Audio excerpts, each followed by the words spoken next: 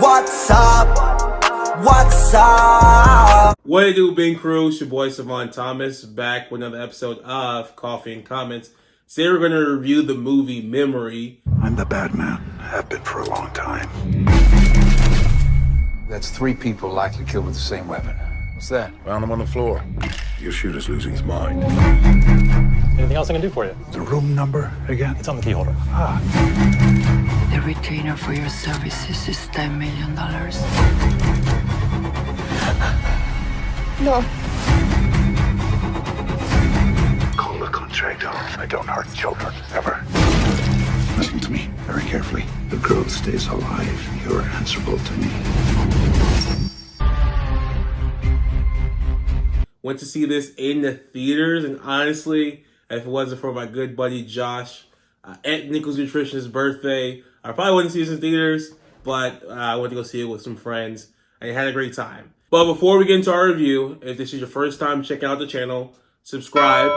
Lets me know that you're watching, if you're enjoying the content. Like this video as well if you're watching this for the first time or not, so that we can get some more outreach, keep growing the channel. We appreciate you guys. Appreciate the Being Crew, what you guys are doing for this channel. But again, we're reviewing the movie Memory. It stars Liam Neeson. There's a lot of other cast members, but out of all the people in this movie, honestly, Liam Neeson is the biggest name. And really is honestly the biggest draw to people going and seeing this movie.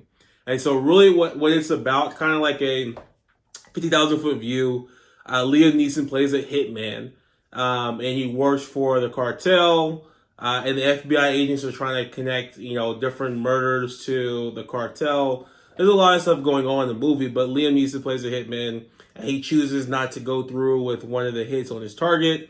And so now the cartel is coming after him, but the FBI is still searching for him. So he's kind of trying to deal with both those things.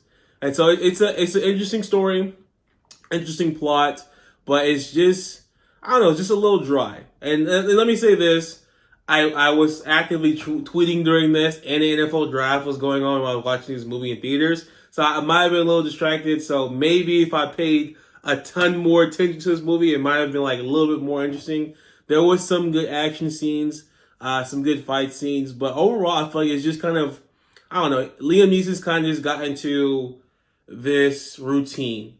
It's kind of the same character. And there's nothing wrong with that. I mean, a lot of actors typically stick to a specific subset of movies, but one of the questions that I posed to my Twitter followers was, when did Liam Neeson, whatever, get into the hitman / killer role, right? Because, again, I don't know Liam Neeson from a ton of movies, but I know he was in Star Wars. He played Qui-Gon Jinn. He also played Ra's al Ghul in Batman Begins, which that can be, I guess, construed as a killer. Maybe that was the beginning. He was in a Love Story as well. So it's kind of interesting to see, like, what what he used to do. And again, I don't know all of his movies. I'm not like a huge Liam Neeson fan, but since Taken, everything I've seen him in has just been the exact same thing. Similar to Clint Eastwood and how his movies are kind of just like, I don't know, these boring, movies where he has to be a badass.